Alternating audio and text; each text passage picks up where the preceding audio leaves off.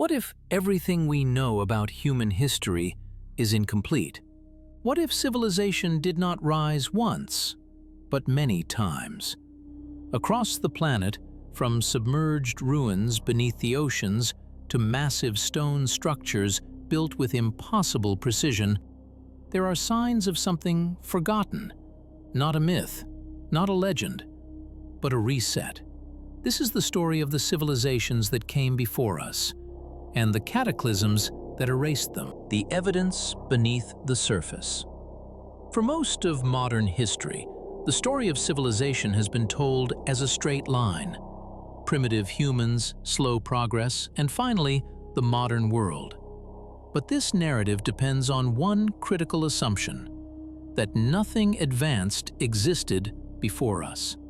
And that assumption, the Great Reset.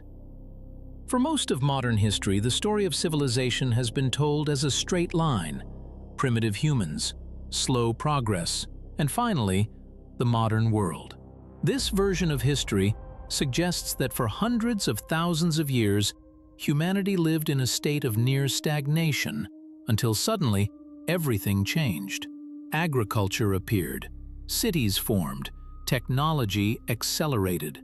But this explanation depends on one assumption above all others: that advanced civilization has only existed once, and that assumption is beginning to collapse.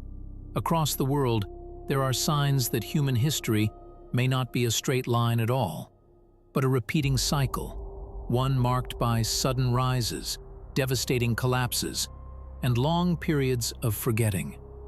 Archaeologists often speak of missing links in human development. But what if those links are not missing? What if they were erased? Earth is not a stable environment over long spans of time. It is a dynamic, volatile system shaped by climate shifts, geological upheaval, and cosmic events far beyond human control. Ice ages come and go. Sea levels rise and fall. Entire regions are reshaped in a matter of centuries, sometimes far less. Modern science acknowledges this, yet when it comes to human civilization, history is often treated as though it unfolded in isolation from these forces. The evidence suggests otherwise. At multiple points in Earth's past, massive environmental disruptions occurred with enough force to destroy global ecosystems. And if advanced civilizations existed during those times, they would not have survived intact. They would have been fragmented, scattered, reduced to myth. Consider how fragile modern civilization truly is. Our cities depend on stable climates. Our technology depends on global supply chains. Our knowledge is stored digitally, vulnerable to collapse in ways ancient stone was not. If a global catastrophe occurred today, much of what defines modern society could vanish within generations. And yet, the stone monuments of the ancient world would remain. This raises a disturbing possibility. What if we are not the first civilization to reach an advanced state? What if others rose before us, achieved remarkable technological and scientific understanding, and were then erased by forces beyond their control? Across cultures worldwide, there are stories that describe such events. Stories of floods that covered the land, of fire falling from the sky, of the sun behaving strangely, of the world being destroyed and reborn.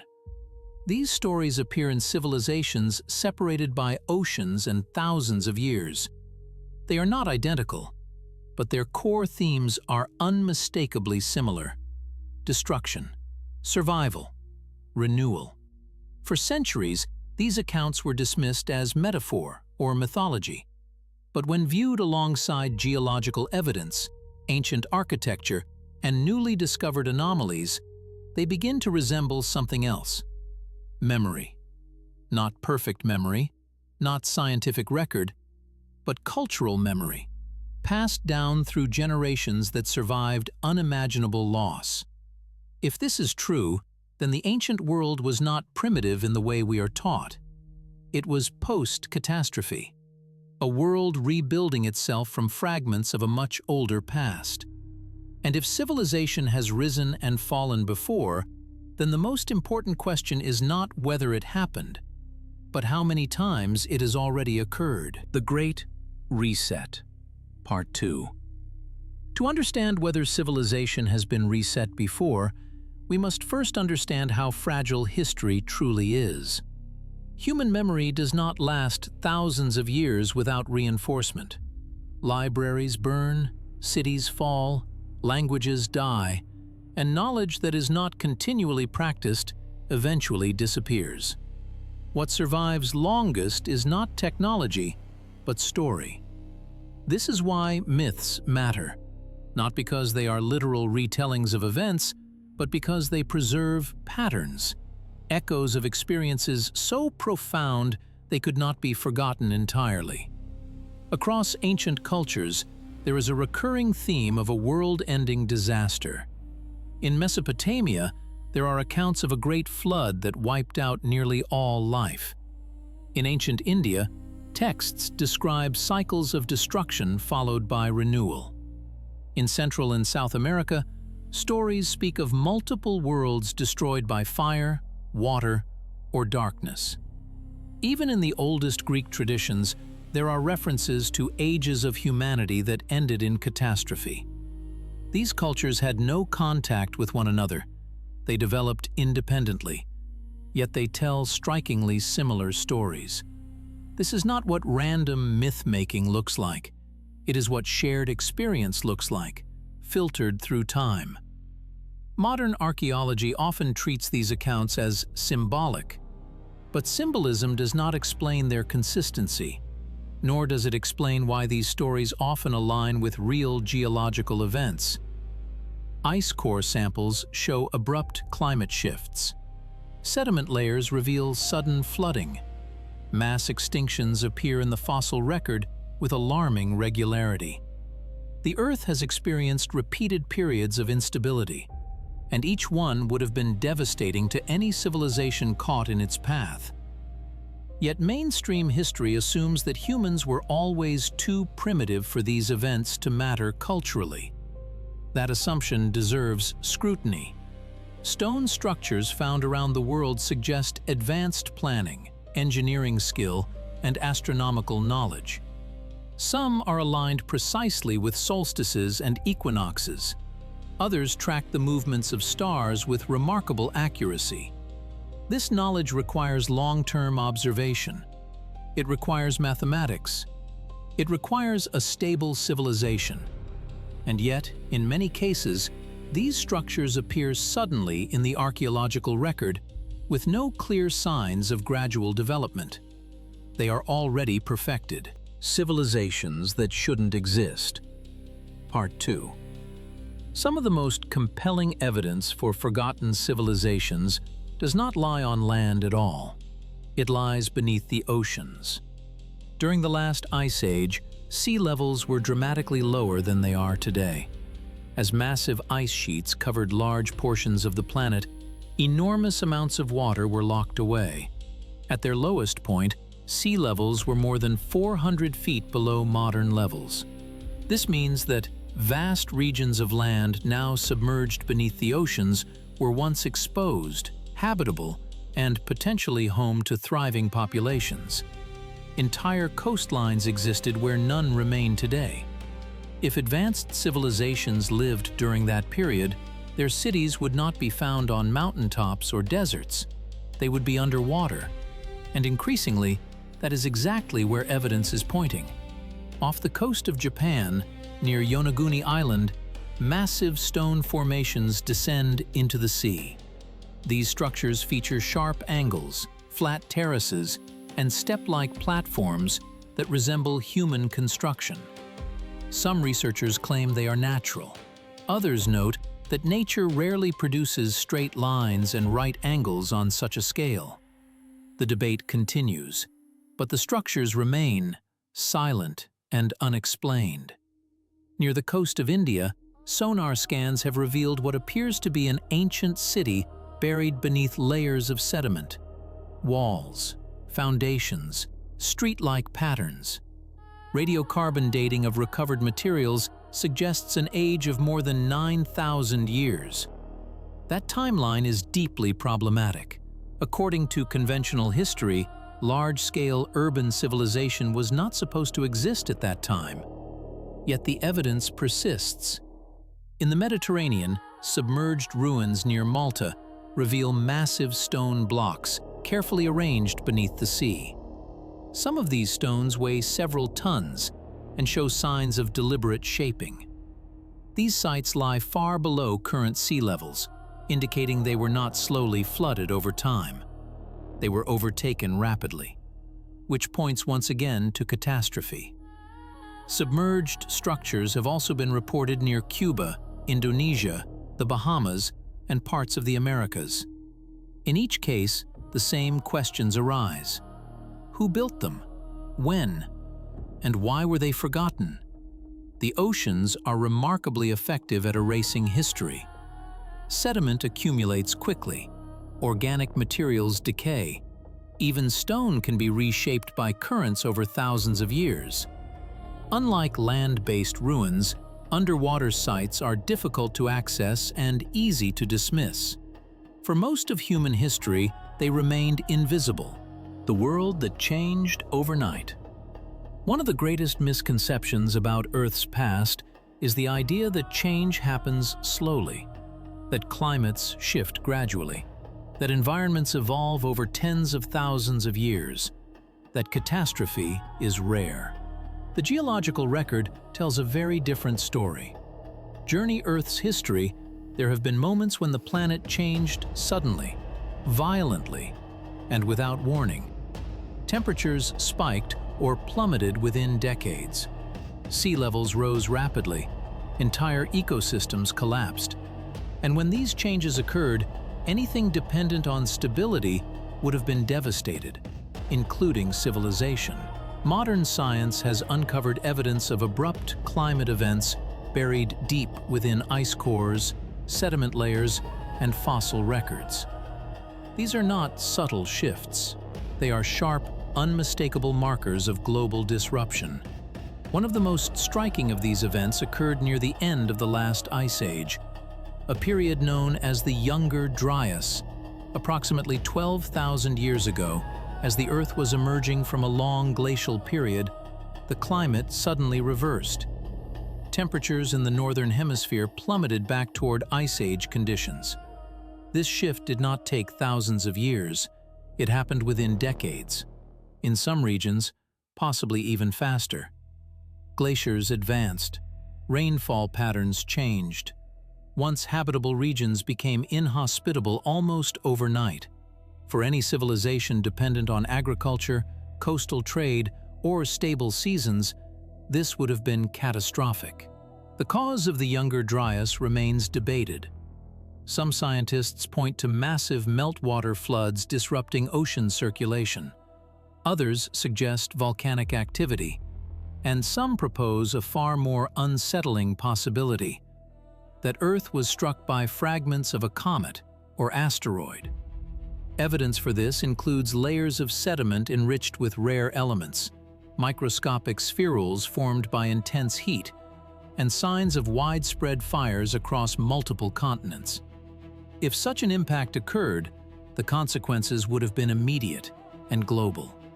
Shock waves, firestorms, darkened skies, sudden cooling, a scenario capable of collapsing civilizations on a planetary scale.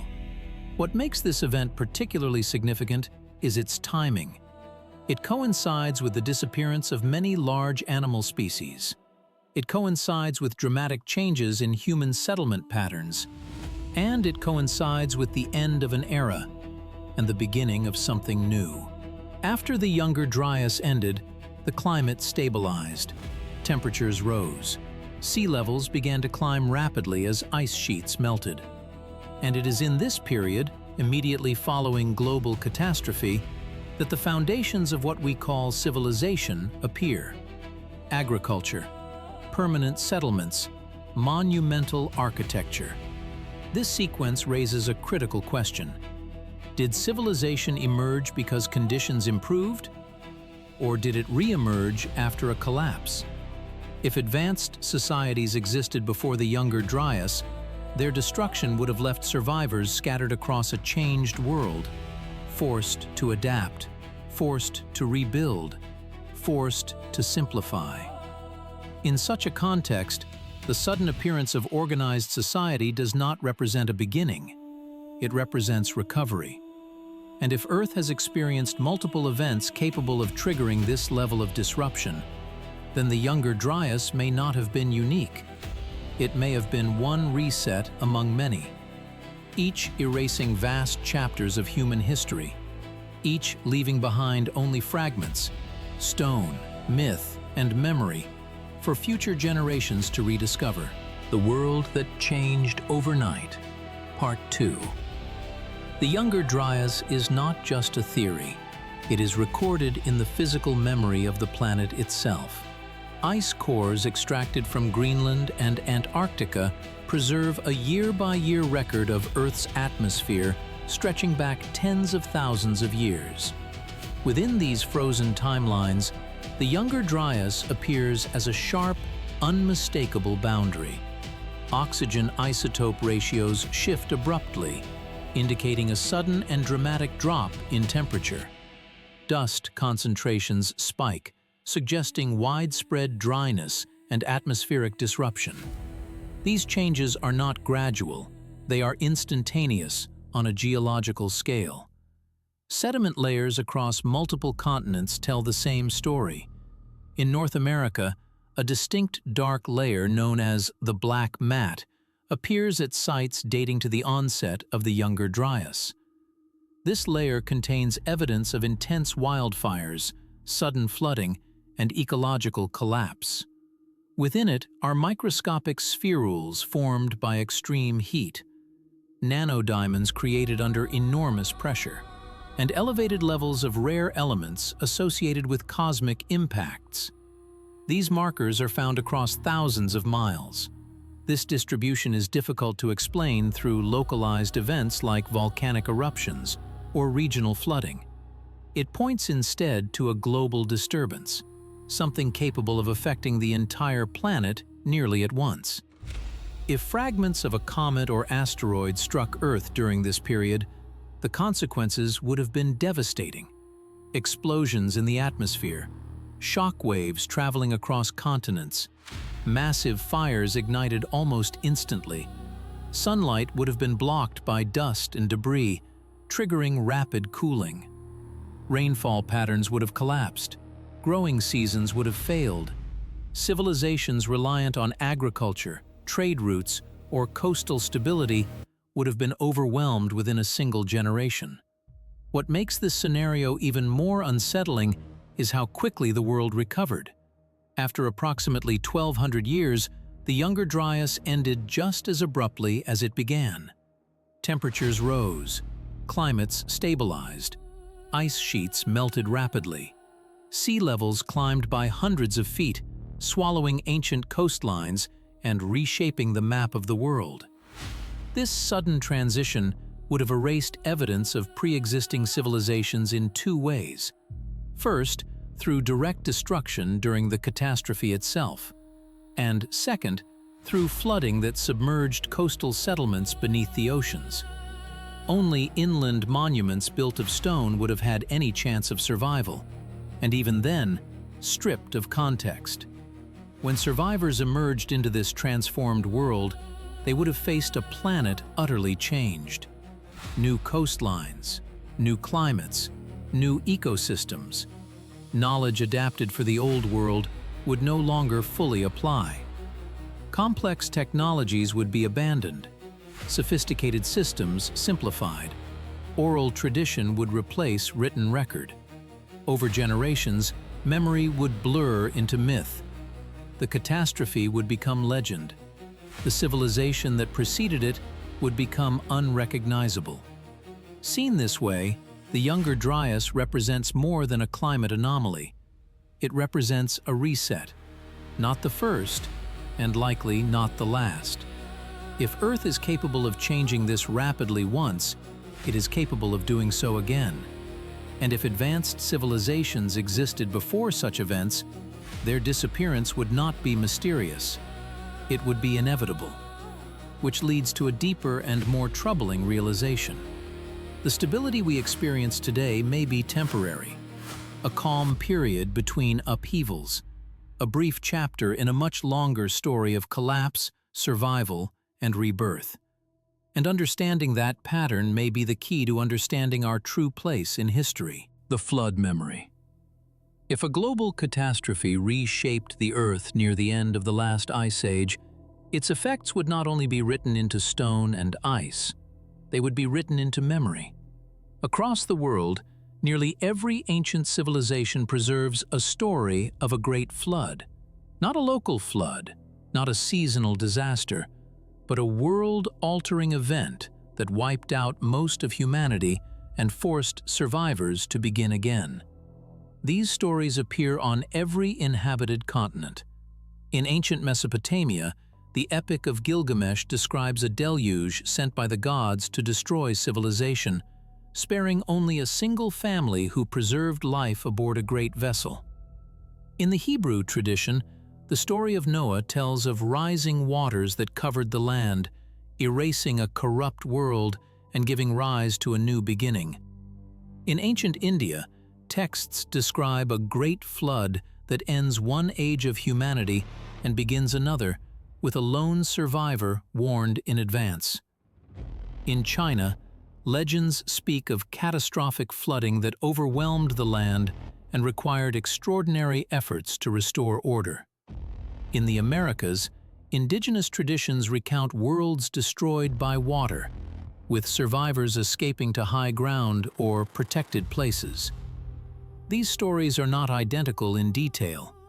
They are shaped by culture, belief, and environment, but their core structure is remarkably consistent. A world that becomes unstable, a great flood, the near destruction of humanity, a small group of survivors, and the beginning of a new age. This level of consistency is difficult to dismiss as coincidence. Civilizations separated by oceans and thousands of years did not share books, maps, or communication, yet they share memory. Mainstream explanations often describe these stories as symbolic, metaphors for renewal or moral cleansing. But symbolism does not explain why flood myths appear most strongly in cultures that experienced dramatic sea level rise at the end of the last ice age. As ice sheets melted rapidly, oceans rose by hundreds of feet.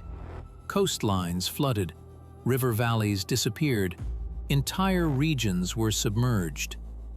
For people living in these areas, the world did not change slowly. It drowned. Villages were abandoned, sacred sites vanished, landmarks disappeared beneath the water, and those who survived would have carried this trauma with them for generations. Over time, the details would blur, dates would be lost, names would change. But the event itself, the destruction of the world by water, would remain unforgettable. Flood myths, then, may not be stories about divine punishment. They may be records of lived experience, cultural memories of real events passed down long after written history was lost. When viewed alongside submerged ruins, rapid sea level rise, and abrupt climate shifts, these stories take on new meaning. They suggest that humanity has faced global catastrophe before, and that the survivors remembered it well enough to warn the future. If these myths preserve memory of a real flood, then they may also preserve something else. A lesson that civilization is not permanent, that stability can vanish within a lifetime, and that the world we know can be reshaped by forces far beyond human control. Understanding these stories may not tell us exactly when the last great flood occurred, but they may tell us why humanity has never forgotten it. When flood myths are compared with geological evidence, the overlap becomes difficult to ignore. At the end of the last ice age, melting glaciers caused sea levels to rise at a pace never experienced in modern times. In some regions, oceans advanced several feet per century. In others, the rise was far more sudden. Entire coastlines vanished, river deltas flooded, low-lying plains were consumed by the sea. For communities living near water, this was not a distant or abstract process. It was immediate, relentless, unstoppable. Archaeological evidence confirms that many early human settlements were located along ancient coastlines and river systems. These areas provided food, transportation, and fertile land. They were also the first to be destroyed.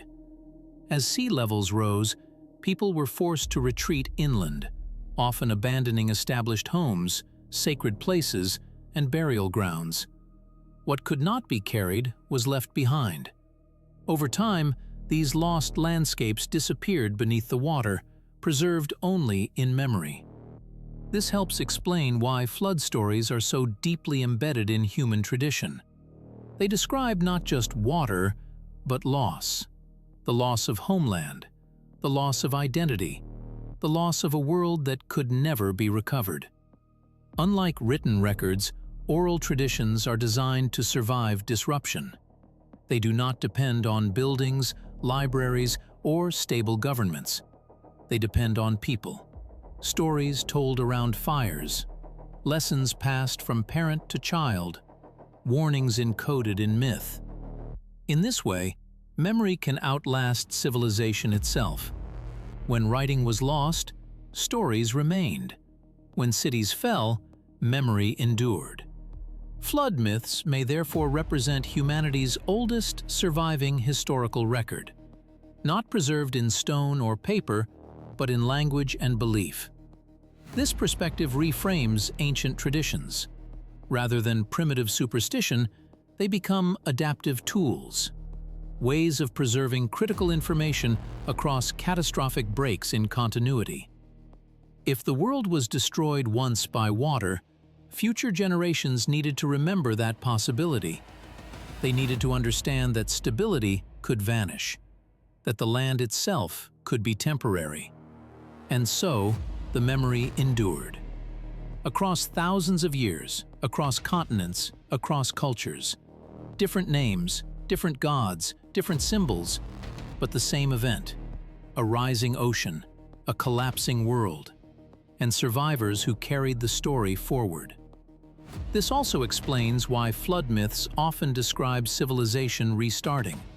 New laws, new leaders, new eras. They are not stories of creation, they are stories of recovery. When viewed alongside climate data, submerged ruins, and abrupt environmental change, these myths no longer appear exaggerated. They appear restrained. They speak quietly of something enormous, something traumatic, something humanity did not want to forget. If these memories survived one global catastrophe, then they may serve another purpose, not just to explain the past, but to warn the future, that the forces capable of reshaping the world have not vanished. They are part of Earth's natural cycle, and one day they may rise again. They describe not just water, but loss, the loss of homeland, the loss of identity, the loss of a world that could never be recovered. For those who lived through such events, survival would not have felt like victory. It would have felt like exile. Forced inland by rising seas, communities would have encountered unfamiliar landscapes and harsher conditions. The coastlines that once sustained them were gone. The rhythms of life they depended on no longer existed. In this new world, survival came before preservation. Written language would have been a luxury. Complex technologies would have been abandoned. What knowledge remained would have been carried in memory alone. And memory is selective. It preserves what matters most. Not how buildings were constructed, but why they fell. Not how society functioned, but how it ended. This explains why flood stories focus on warning rather than detail. They are not blueprints, they are lessons. Do not trust permanence.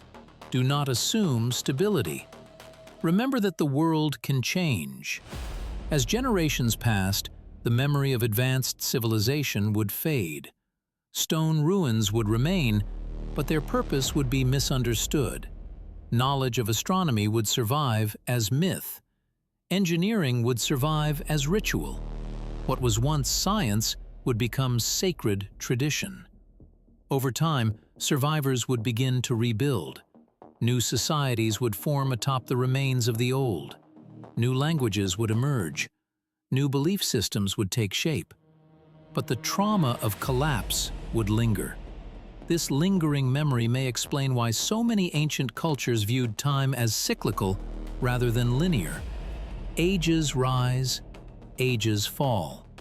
The world renews itself through destruction.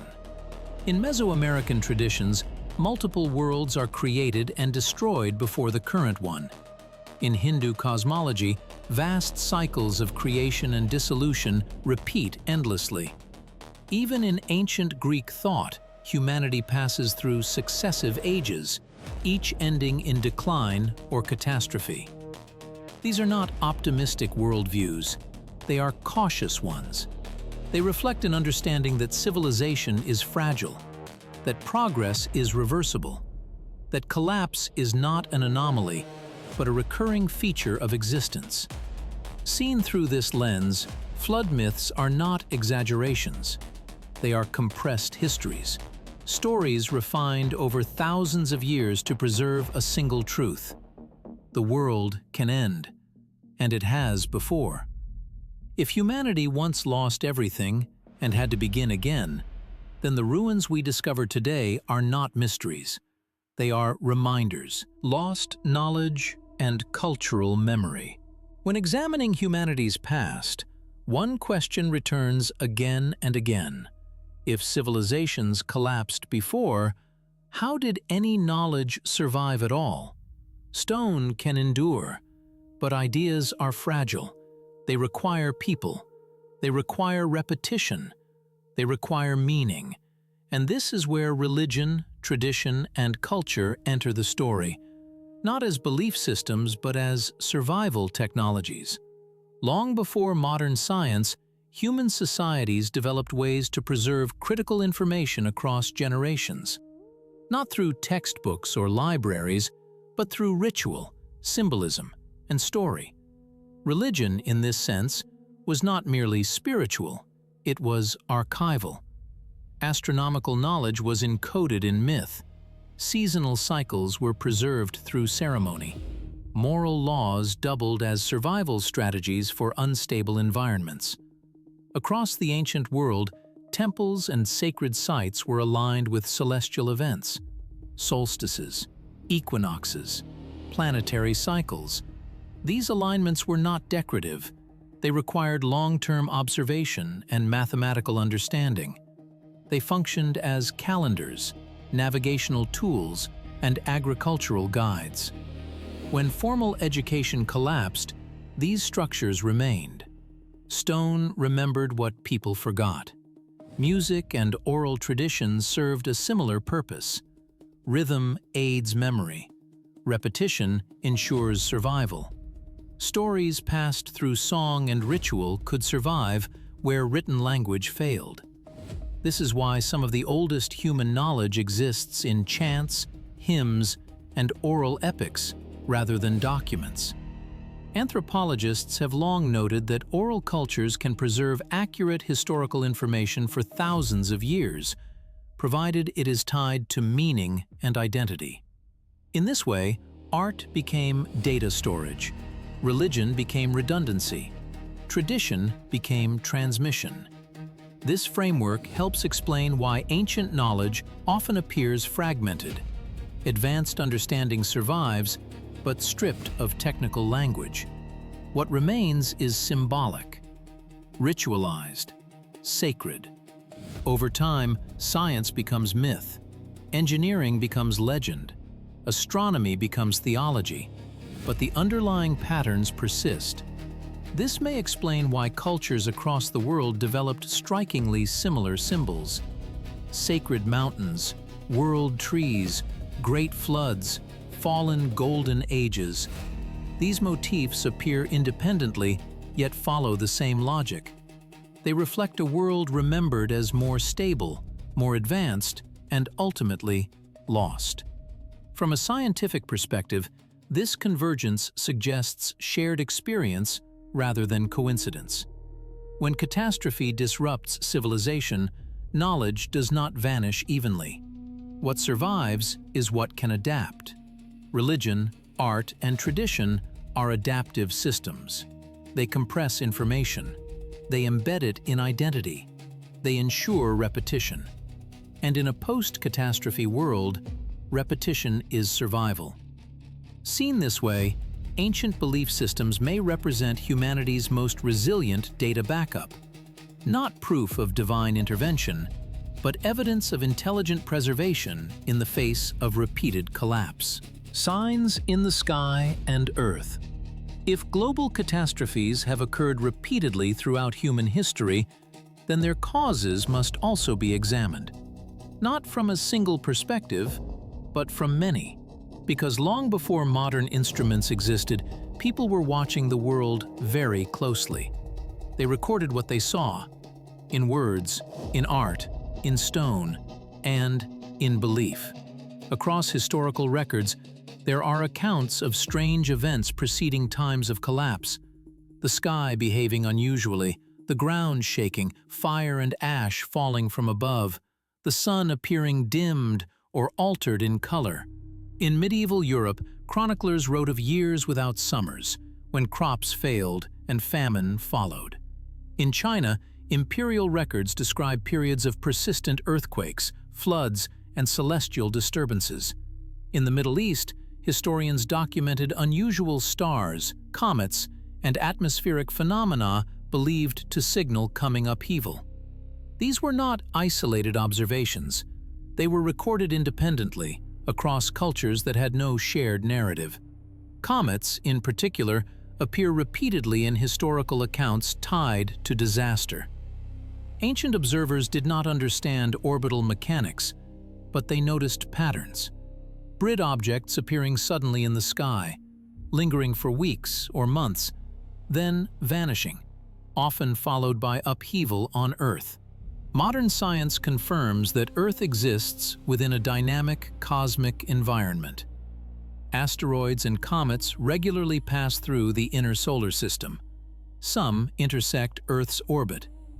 Geological evidence shows that impacts, large and small, have occurred throughout Earth's history. Some have triggered climate disruption. Others have reshaped entire ecosystems. Volcanic activity presents another force capable of global consequence. Massive eruptions can inject ash and sulfur into the atmosphere, blocking sunlight and altering climate. Ice cores reveal periods of intense volcanic activity coinciding with environmental collapse. Earthquakes, too, have played a role. Tectonic instability can trigger tsunamis, land subsidence, and rapid changes to coastlines. These processes are not speculative. They are measurable. They are cyclical. Which raises an important question. Are these catastrophes random, or do they follow patterns we do not yet fully understand? Some researchers have proposed long-term cycles, orbital variations, solar activity, gravitational interactions within the solar system. Others point to Earth's internal rhythms, tectonic stress buildup, mantle dynamics, and climate feedback loops. And then, there are the perspectives preserved in religion and tradition. In biblical texts, destruction often comes from above. Floods, fire, shaking of the earth. The heavens described as opening or changing. These descriptions are not scientific explanations, but they are observational records, written by people attempting to describe overwhelming events with the language available to them. Similar imagery appears in ancient art, paintings depicting darkened suns, falling stars, waves consuming cities, figures fleeing a collapsing world. From a human perspective, these are not abstract ideas. They are attempts to make sense of trauma, whether the cause was space, Earth, or a combination of both, one pattern remains consistent. When catastrophe strikes, humanity looks upward and inward and tries to understand why. The answers have varied: God, nature, the heavens, cycles beyond human control. But the question itself has endured. What causes the world to reset? And if it has happened before, could it happen again? Signs in the Sky and Earth, Part 2. When historians and scientists examine past catastrophes, one debate appears repeatedly. Are these events random, or do they follow cycles? Modern research suggests that Earth operates within overlapping systems: planetary, geological, and cosmic, each with its own rhythms. Some of these cycles are well understood. Ice ages advance and retreat. Sea levels rise and fall. Tectonic stress builds and releases. Others remain only partially understood. Astronomers have identified long-period comets that return to the inner solar system on predictable schedules. Some pass close to Earth repeatedly over thousands of years. Others arrive as fragments, broken apart by gravitational forces. Even a near miss can have consequences. Gravitational interaction can disturb Earth's crust. Atmospheric entry can trigger air bursts. Debris can ignite widespread fires. Geological records suggest that periods of increased impact activity may cluster in time rather than occur evenly. This raises the possibility that Earth occasionally passes through regions of space with higher concentrations of debris. At the same time, Earth itself may amplify external stress. Large impacts can destabilize tectonic plates, the world beneath our feet. Across the world, modern cities are built on top of older ones. This is not speculation. It is established archaeology. In Rome, layers of construction span more than 2,000 years. In Istanbul, entire districts rest atop earlier civilizations. In Jerusalem, excavation reveals city after city stacked beneath the present. This process is usually explained as gradual. Buildings decay, new structures are built, centuries pass. But in some locations, the layers do not appear gradual. They appear abrupt. Windows buried below street level, doorways leading into earth, entire first floors sealed beneath compacted soil. These features are often explained as the result of urban development. Rising street levels, renovation, flood control, and in many cases, that explanation is sufficient. But not in all. In some cities, written records describe streets and buildings that no longer exist at their original elevation. Maps from only a few centuries ago show ground levels significantly lower than today. Basements appear where ground floors once stood. This has led some researchers to ask whether certain burial events occurred faster than we assume. Not over centuries, but suddenly. Geologically, rapid burial is possible. Earthquakes can liquefy soil. Floodwaters can carry massive amounts of sediment. Volcanic mud flows can entomb structures in hours. These processes are well documented in modern times. Entire towns have been buried by lahars. Cities have been inundated by flash floods.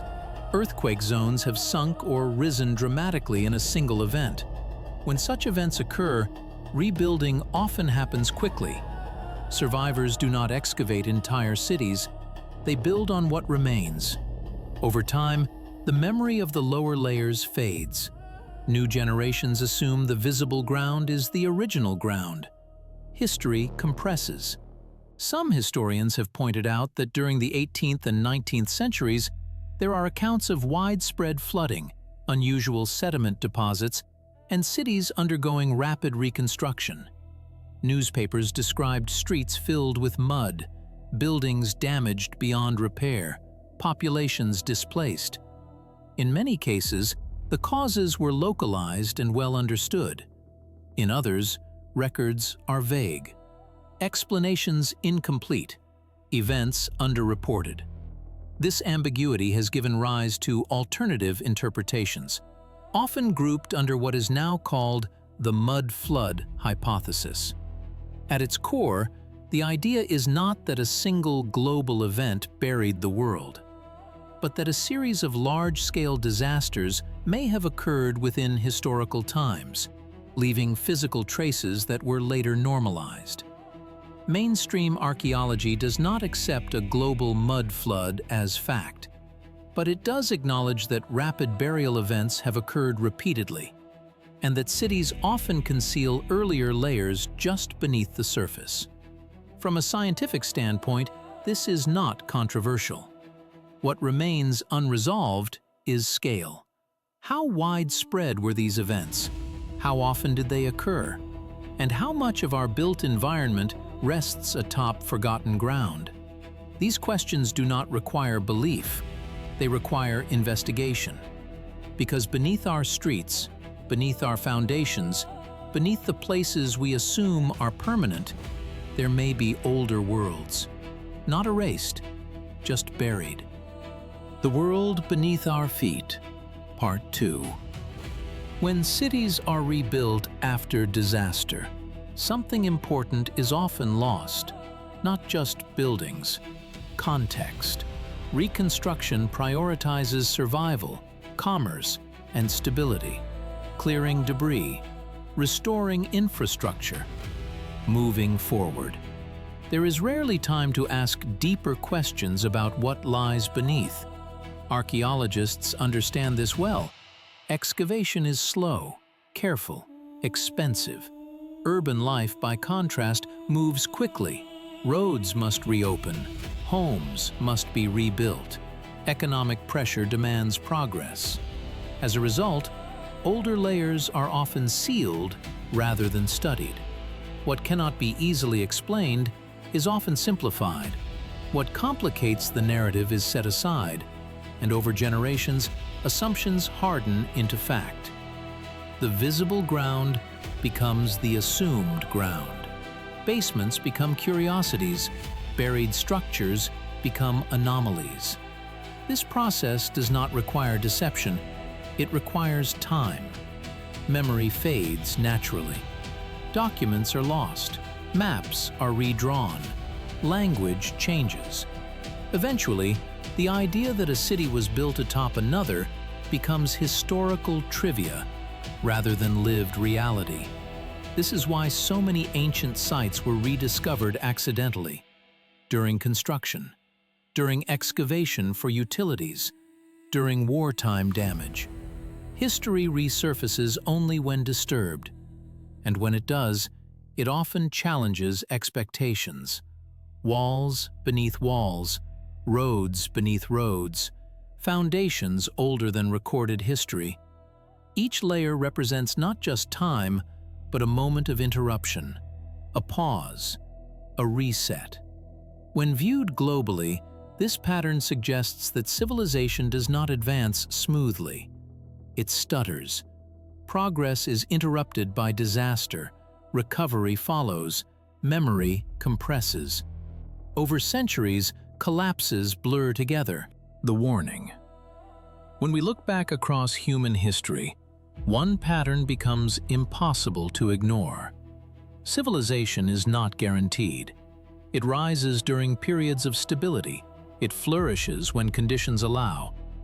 And it falters when those conditions change. What we call progress is not a straight ascent. It is a temporary alignment. Climate, geology, resources, knowledge, memory. When these elements fall out of balance, collapse follows. The past offers no evidence that humanity is exempt from this process, only that it is resilient. Again and again, societies have faced events beyond their control. Floods, earthquakes, volcanic eruptions, climate shifts, celestial disturbances. Each time, civilization was reshaped, not erased completely, but reduced. What survived was not always the most advanced. It was what could endure disruption. Stone outlasted steel. Stories outlasted systems. Memory outlasted empires. This is why the past speaks to us in fragments, ruins without names, myths without dates, knowledge without context. We inherit a world already edited by catastrophe. Modern civilization often assumes that awareness equals control, that technology makes us immune, that data guarantees foresight. But history suggests otherwise. Complex systems are powerful and fragile. Interdependence accelerates growth. It also accelerates failure. A disruption that once ended regions can now affect the entire planet. And yet, the lesson of the past is not despair. It is humility. Those who survived previous collapses did not dominate nature. They adapted to it. They preserved what they could. They rebuilt with limited understanding and carried memory forward in the ways available to them. Religion, art, tradition, story. These were not signs of ignorance. They were strategies of survival. They ensured that warnings endured even when explanations were lost. Today, we stand on layers of forgotten worlds, beneath our cities, beneath our roads, beneath our assumptions. Each layer represents a moment when certainty failed. The ruins we uncover are not evidence of mystery alone. They are evidence of interruption. They remind us that stability is temporary, that confidence fades, that memory matters. If catastrophe has occurred before, it does not mean it will occur again tomorrow. But it does mean it can occur. The question is not when. The question is whether we recognize the signs when they appear, whether we listen to the warnings preserved in stone, myth, and memory, whether we understand that civilization is something we maintain, not something we inherit permanently. History does not repeat itself exactly, but it echoes. And those echoes are still beneath our feet, waiting to be heard. Between the cycles, there is a temptation when studying collapse to search for certainty, to identify a single cause, a single date, a single explanation that resolves the past and predicts the future. History does not offer that comfort. What it offers instead is pattern. Civilizations rise during periods of environmental balance. They expand as resources allow. They develop systems that assume continuity. And then, continuity breaks. Sometimes the cause is visible. A flood, an earthquake, a volcanic eruption. Sometimes it is slow. Climate drift, resource depletion, systemic fragility. And sometimes it comes from beyond the horizon. From the sky, from space, from forces humanity cannot influence, only observe. The people of the past did not know orbital mechanics. They did not understand plate tectonics. They did not measure atmospheric chemistry. But they recognized disruption. They recognized when the world changed faster than society could adapt. And they remembered. They encoded those memories in the most durable forms they had: stone, story, symbol, tradition. Not because they misunderstood the world, but because they understood how fragile knowledge could be. Modern society often assumes that accumulation equals security, that data replaces memory, that progress replaces caution. Yet history suggests that awareness alone does not prevent collapse. Adaptability does.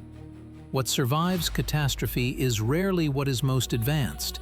It is what is most resilient, what can simplify, what can endure disruption, what can carry meaning forward when systems fail. This may be the most important lesson left to us by forgotten worlds. Not that collapse is inevitable, but that it is possible. Not that civilization is doomed, but that it is temporary. We exist now in a moment of relative calm, a stable climate, a predictable world, a sense of permanence. Others before us believed the same. Their cities still lie beneath our feet. Their warnings still echo through myth and ruin. Their memory persists, fragmented but intact enough to be recognized. We are not standing at the end of history. We are standing between chapters, between cycles of stability and disruption, between forgetting and remembering, between what was lost and what may yet be learned. And if there is meaning in the past, it is not found in certainty, it is found in humility, because the ground beneath us remembers what we often forget, that the world changes, that civilizations adapt or disappear, and that awareness of this truth may be the most valuable inheritance of all.